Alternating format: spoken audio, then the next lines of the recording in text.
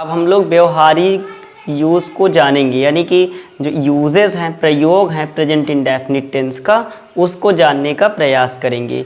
तो आइए देखते हैं, बोर्ड पे हमने कुछ नोट किया है यूजेस के बारे में। तो यूजेस मीन होता है व्यवहारिक प्रयोग, यानी कि जो प्रतिदिन अपने आसपास प्रयोग होते हों ऐसे वर्ड्स, ठीक है, जो प्रतिदिन, जैसे कि राम सुबह उठकर टहलता है, ठीक, ये भी प्रेजेंट इंडेफिनिट को दिखाएगा।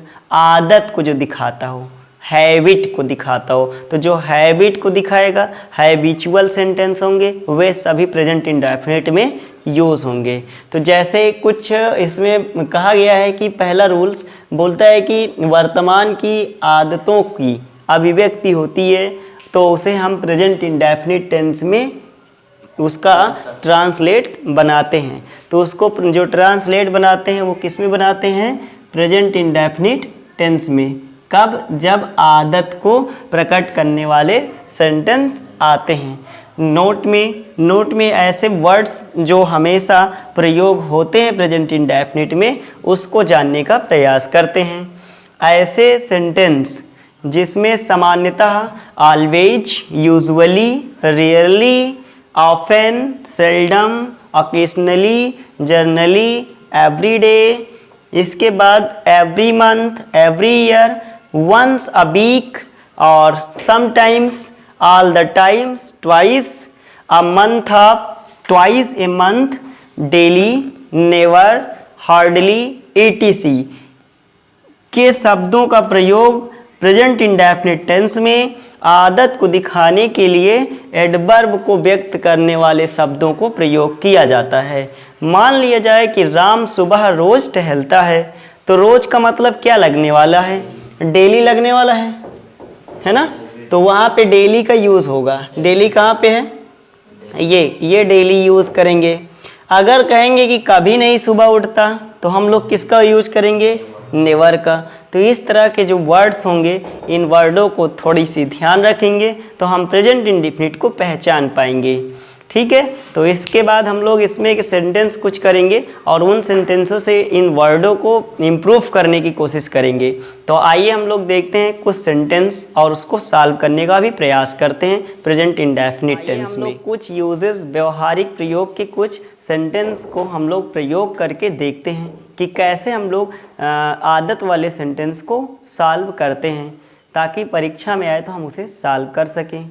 तो आइए देखते हैं, कुछ सेंटेंसेस हमने लिया है और आइए आप लोग ही बताइए कि पहला सेंटेंस है फर्स्ट नंबर, क्या बोलता है? वह प्रायः देर से उठता है। इसका मतलब उसकी आदत है, प्रायः वह देर से उठा करता है। आदत ही तो है ना? तो उसकी आदत है कि प्रायः देर से उठता है, इसलिए यह प्रेजेंट इंडेफिनिट में ही इस सेंटेंस को बनाया जाएगा। हेल्पिंग वर्ब उसी की यूज होगी। तो आइए हम लोग यूज़ करते हैं और यूज़ करके इसे ट्रांसलेट करते हैं। तो वाह की इंग्लिश तो आप जानते ही होंगे, ही। प्रायः की अंग्रेजी या तो आप लोग जर्नली करिए, या तो ऑफन लिखिए, है ना, या तो ऑलवेज। तो ही, ऑलवेज या ऑफन, ऑफन भी किया जा सकता है। ही ऑफन तो उठता है, इसलिए गेट्स, यानी फर्स्ट फॉर्म में यस या यस, गेट्स अप लेट। कब उठता है? देर से उठता है। This is correct sentence.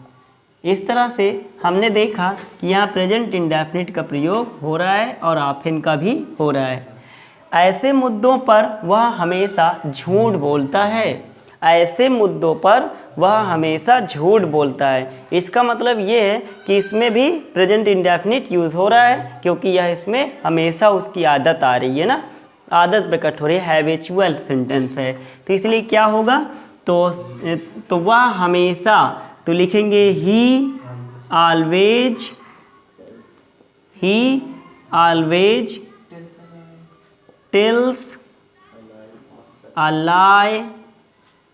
tells a lie on या over such matter, ऐसे मामलों में। तो such matters, ओके, ये अपना सेंटेंस करेक्ट हो गया। तो he always tells a lie on या ओवर सच मैटर्स, ऐसे मामलों पर वह हमेशा झूठ बोलता है। अब नेक्स्ट सेंटेंस है वह कभी शराब नहीं पीता है। तो क्या करेंगे इसमें, ही नेवर ड्रिंक्स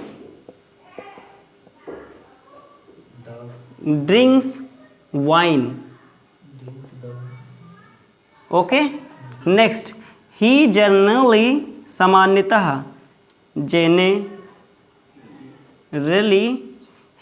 जनरली वह सामान्यतः 10 बजे आते हैं। तो comes 10 o'clock।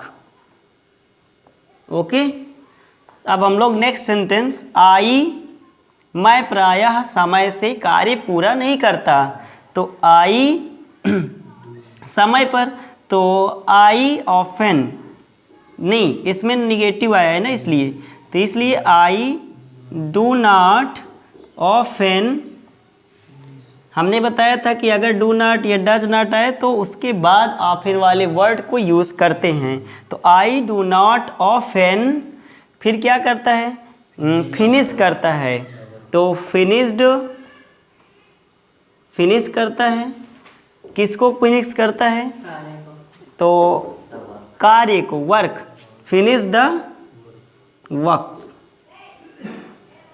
Finish the work. तो इसलिए